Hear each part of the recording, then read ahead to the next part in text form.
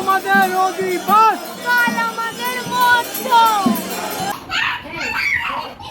আবার একটা নতুন ব্লগ নিয়ে তো চলে এলাম তোমাদের সামনে। আর আজকের ব্লগটা খুব ইন্টারেস্টিং হতে চলেছে। গত বছর একটা শুধু রিলস শেয়ার করেছিলাম তোমাদের সঙ্গে, সেটা হচ্ছে ভাত কাড়াকাড়ি। তো এবছর পুরো ভাত কাড়াকাড়ি কী, কেন হয়, কিভাবে হয়, আর মহোৎসবের ছোট্ট ছোট্ট সমস্ত মুহূর্ত, যারা দূরে আছো, সোনামুখী থেকে দূরে আছো, যারা এই মহোৎসবকে মিস করো তাদের জন্য স্পেশালি, যারা ওখানে দূরে বসেও মৎস্যটাকে মানে মহোৎসব আমাদের লোকাল ভাষায় কিন্তু মৎস্য, তো যারা বাবা মনোহরের মৎস্য দেখতে ভালোবাসো কিন্তু আসতে পারো না, তাদের জন্য হতে চলেছে। আমি সকাল থেকে আজকে যাইনি, যদিও আজকে কিন্তু অধিবাস, মানে আজকে বাবা মনোহর সারাদিন উপবাস থাকবে। সেই রিচুয়ালসটাও তোমাদের সাথে শেয়ার করব যে কীভাবে বাবা মনোহরের এই উপবাস খুলবে।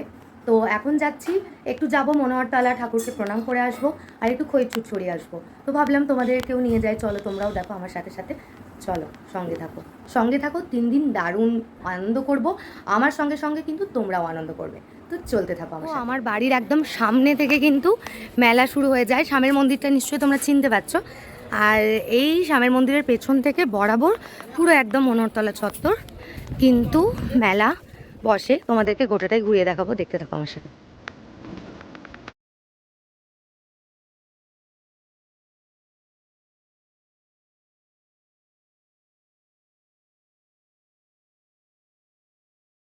সব দোকান বসেছে।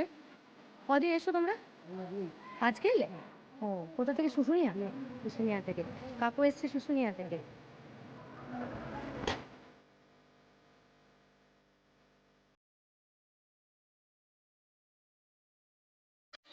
যেমনটা দেখতে পাচ্ছ মনোহরতলা চলেও এলাম, জায়গাটা নিশ্চয়ই চিনতে পারছো। আর দেখা যাচ্ছে খেতে বসানো হয়ে গেছে, কারণ সাধু সেবা হয়ে গেছে। প্রথমে চাতালে যতজন সাধু থাকেন ওনাদের খাওয়ানোর পর কিন্তু সবাইকে খেতে বসানো হয়। আর এটা হচ্ছে আমাদের ছোটোবেলার নস্টালজিয়া, এই যে কলা পাতার কলার যে গায়ের, এটা আমাদের ছোটোবেলার নস্টালজিয়া। আমরা কেবল জল খেতাম এটা থেকে, তখন ভীষণ ভালো লাগতো।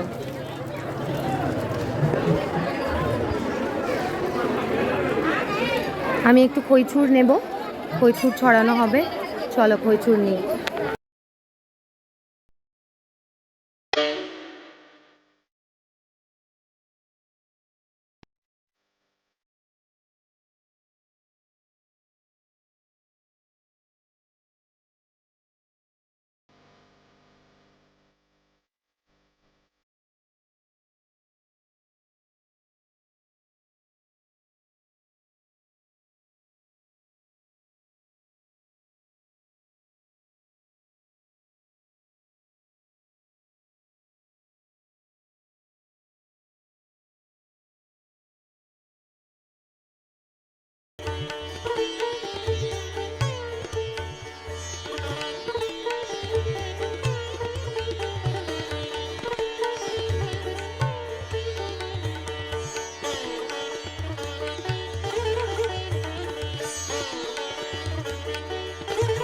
আজ মন্দির যতটা ফাঁকা দেখছো, কাল মাঝের মৎসব কিন্তু ততটাই ভিড়। আর সব দাদারা ভাইরা সব দাঁড়িয়ে আছে, আর আমি জিজ্ঞাসা করছিলাম কখন অধিবাস কী হবে না হবে। আমরাও যখন ছোটোবেলায় আমরাও কিন্তু বসে থাকতাম এখানে, যত সবাই পুজো দিত, আর আমরা সেখান থেকে পুজো মানে প্রসাদ নিতাম, গল্প করতাম, মানে মনোহরতলা এলেই যেন ছেলেবেলাটাকে ফিরে পাই। এই যে এই জায়গাটা দেখছো, তার ওই দিকে যে পাঁচিরটা, ওই জায়গাটা ছিল কিন্তু আমাদের ছেলেবেলার খেলার জায়গা। তো সত্যি সব কিছুই পরিবর্তন হয়ে যায়, কিন্তু স্মৃতি তো আর মোছে না। অনেক অনেক স্মৃতি আছে। ছেলেবেলাতে বিকাল হলেই মনোহরতলা, আর সন্ধেবেলাতে যদি আলো জ্বেলে যেত তো ভয় লাগতো, যে মা বলেছিল আলো জ্বলার আগে কিন্তু বাড়ি ফিরতে হবে। তো সত্যি ছেলেবেলাটা সত্যি সুন্দর। আর যেমনটা দেখতে পাচ্ছ সবাইকে কিন্তু খেতে বসানো হয়ে গেছে। আর সত্যি কথা মানে যারা 3 দিন ধরে এত কষ্ট করে তাদেরকে অনেক অনেক শ্রদ্ধা, মনের ভেতর থেকে প্রণাম, এটুকুই বলার। এই জায়গাটা যারা তোমরা বাবা মনোহরের কৌশলীর ভিডিও দেখেছো তারা চিনতে পারবে আশা করি। আর দেখো সমানে ভক্তরা সব সিধে দিয়ে যাচ্ছে বাবার কাছে, আর সমানে সবাই কিন্তু সবজি কাটছে। তার আগের দিনের একটু ক্লিপ নিয়ে রেখেছি, সেটাও তোমাদের সাথে শেয়ার করব।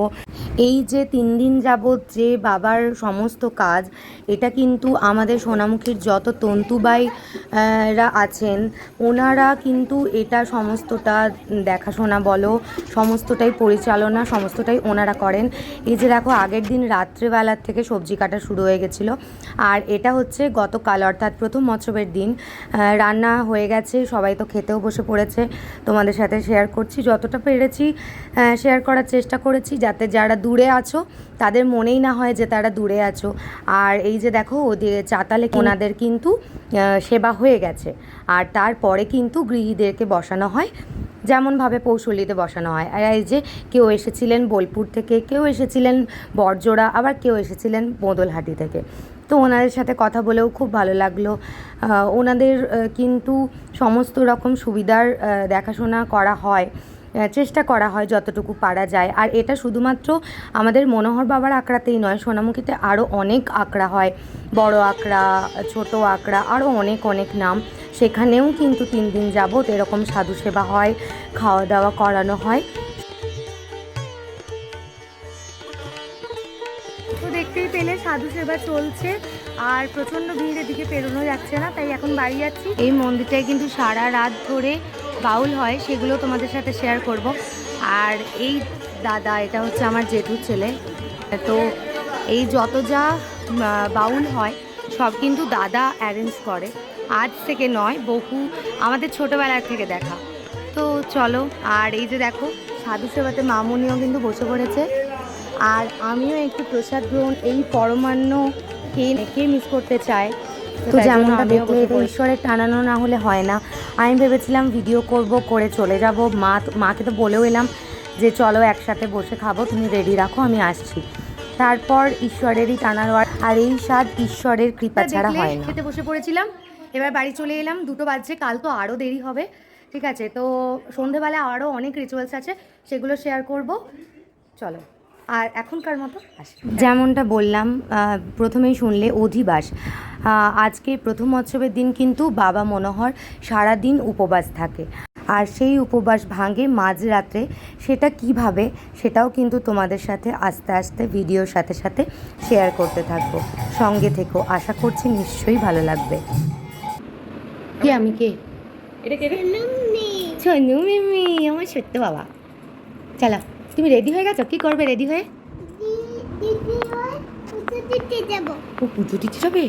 আমাকে নিয়ে যাবে তো তুমি? আমি রেডি হয়ে গেছি, কিন্তু আমি রেডি কিন্তু। এরকম ভাবে নিয়ে যাবি তুই সোনু মিমিকে? তো আমি তো জামা পরেছি। পরেছি, হ্যাঁ পরেছি তো, নিয়ে যাবি তো আমাকে? এরকম করে নিয়ে যাবি? এবার নতুন জামা পরে আসতে হবে, নতুন জামা পরতে হবে। তোর মাটা বড্ড বদ। ট্যাপ করে দে, মাকে ট্যাপ কর। মাকে ট্যাপ করবি? ট্যাপ কর।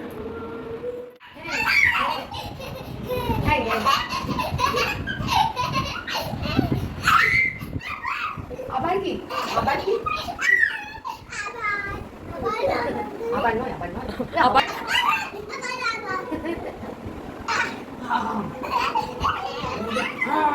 কি দেখে এলি?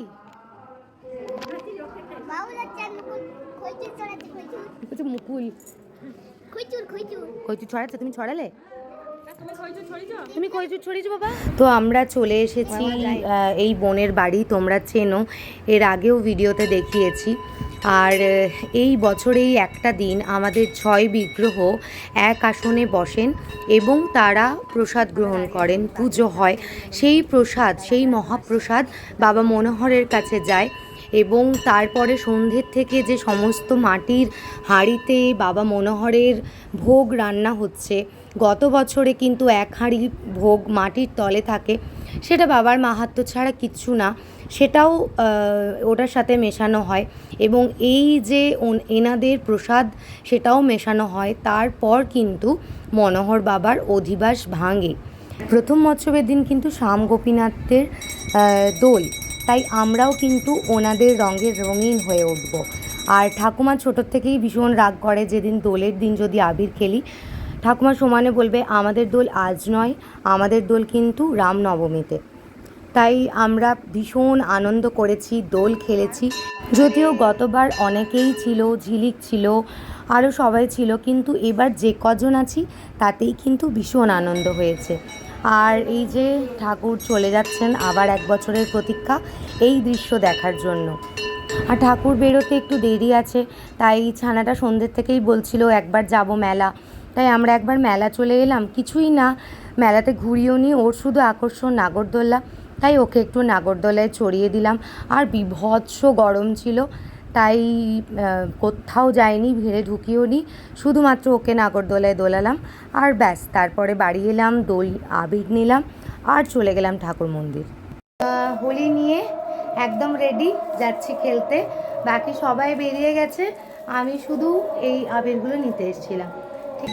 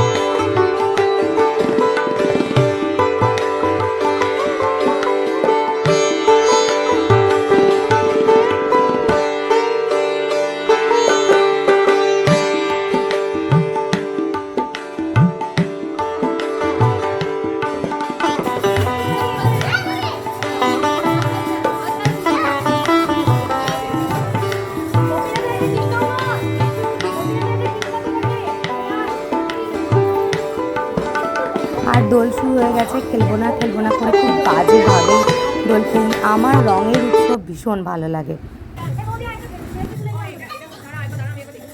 কালী পুজো আর মৎসব মানেই বোনেদের সবসময় একসঙ্গে আর নানা রকম পাগলামো। এই রঙটা লাগেনি, ওই রঙটা লেগেছে, এই সব দেখে দেখে ভিডিও হচ্ছিল আর ভীষণ আনন্দ করছিলাম।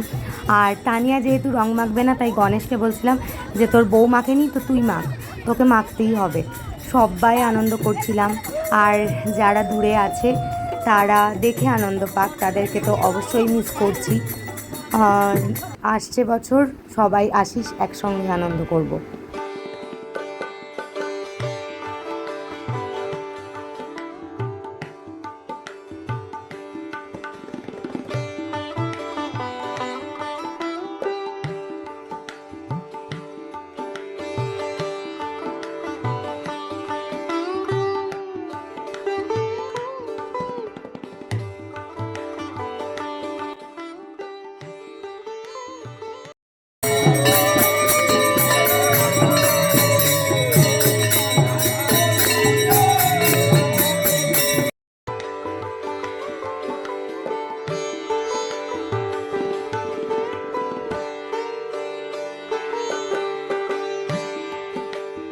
আমার ঠাকুমা ছোটোর থেকেই বলে যে সোনামুখী গুপ্ত বৃন্দাবন। বড় হয়ে বুঝতে পারি, একদিকে চলছে বাবার অধিবাস, তার তোড়জোড় অধিবাস ভাঙার, একদিকে গোপীনাথ শ্যামসুন্দরের রঙে আমরা রঙিন হয়ে আছি। আর পরজন্ম বলে যদি কিছু থাকে, ঈশ্বরের কাছে চাই যেন এখানেই জন্ম নিই। আর খাওয়া দাওয়ার পর চললাম, এখানে বাউল শুরু হয়ে গেছে সন্ধ্যের থেকেই। এটা শ্যামসুন্দরের আখড়া, যেখানটা সকালবেলা দেখিয়েছিলাম। আর অধিবাস ভাঙবে মাঝরাতে, সেখানেই আমরা যাচ্ছি মনোহরতলা। তো মনোহরতলা যাচ্ছি আমরা রাত্রি 12:30 নাগাদ, বাবা মনোহরের অধিবাস ভাঙবে। যেমনটা বললাম যে ওই মহাপ্রসাদ মনোহরতলায় যায় এবং সন্ধ্যের থেকে যে রান্না হয়েছে সেই রান্নাগুলোর সঙ্গে ওই প্রসাদ মেশানো হবে। আর তারপরে কিন্তু বাবা মনোহরের অধিবাস ভাঙবে। একদিকে অধিবাসের সব নিয়ম হবে, একদিকে সব রান্না হবে এবং তার কিছু কিছু নিয়ম আছে সেখানে, সেগুলোও তোমাদেরকে দেখাবো, যতটা পারছি শেয়ার করার চেষ্টা করছি। তোমরা যারা এর আগে একটা ভ্লগ দেখেছো তারা জানবে বাবা মনোহরের গুরু হচ্ছেন শ্যামসুন্দর, সেটাই মানা হয়। তাই আজ যখন বাবা সারাদিন উপোস, গুরুদেবের প্রসাদ খেয়েই কিন্তু বাবার উপবাস ভাঙে। তো সেই নিয়মেই হচ্ছে। আর আগের দিন একটু ভিডিও করেছি, সেটা দেখো। এত এত মাটির হাঁড়ি কিন্তু মজুত রাখা হয়, প্রতিদিন নতুন নতুন মাটির হাঁড়িতে বাবার ভোগ রান্না করা হয়। এই যে দেখো, এটা সন্ধেবেলার একটু ভিডিও নিয়েছিলাম, তখন সবে সবজি কাটা হয়েছে, ভাত নামছে একে একে, সবজি নামছে। আর এনারা 3 দিন যাবৎ একদম উপবাস থেকে কিন্তু মানে ভাত কাড়াকাড়ি বা এই সব হওয়ার পর, অধিবাস হওয়ার পর কিন্তু ওনারা খাওয়া দাওয়ার খান। যদি আমি ভুল বলছি, ভুল ত্রুটি মার্জনীয়। আর কিছুক্ষণ পরেই ভাত কাড়াকাড়ি শুরু হবে। দেখতে পাচ্ছ আমার পেছনে ভাত প্রায় রেডি, ঠিক আছে। আর আধ ঘন্টার মধ্যে ভাত কাড়াকাড়ি শুরু হবে, সেটাও তোমাদের সাথে কিন্তু শেয়ার করবো।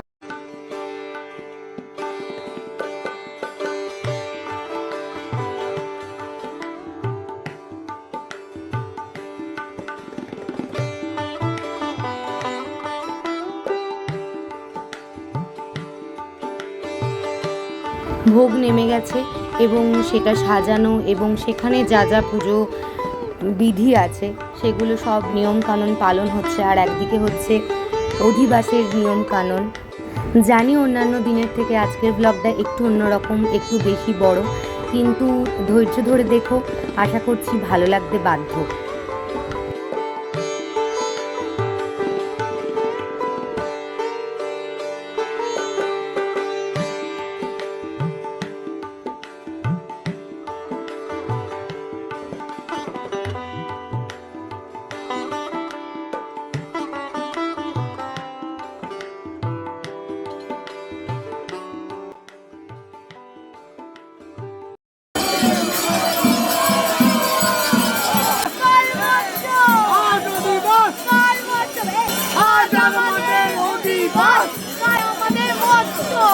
আজ আমাদের অধিবাস, কাল আমাদের মৎস্য। জয় বাবা মোররকে। আজ অধিবাস, আজ অধিবাস।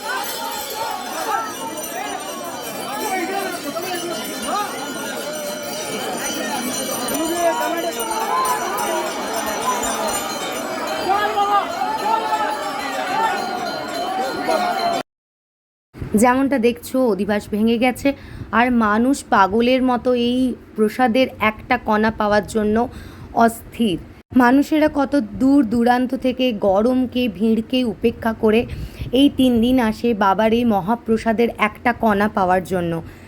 আমার ভিডিওটা যারা দেখছো, আমার সকল ইউটিউব পরিবারকে বলছি, সমগ্র সোনামুখীবাসীর হয়ে আমি আমন্ত্রণ করছি, একবার এসো, একবার এসে ঘুরে যাও, বাবা মনোহরের এই মহোৎসব উপভোগ করে যাও, ভালো লাগতে বাধ্য। এখন বাজে মোটামুটি রাত্রি 12টা। ভাত কাড়াকাড়ির প্রসাদ মামুনি পেয়ে গেছে। আজকের মতো কিন্তু এখানেই ব্লগটা শেষ করলাম। ভালো লাগলে সাথে থেকো, পাশে থেকো, টাটা। যারা আমার ভিডিও দেখছো, চ্যানেলটা এখনও সাবস্ক্রাইব করোনি, তাদের কাছে আবদার বা নিবেদন বলতে পারো, চ্যানেলটাকে সাবস্ক্রাইব করে দিও আর ভালো লাগলে একটা লাইক করে দিও। আজ আসি।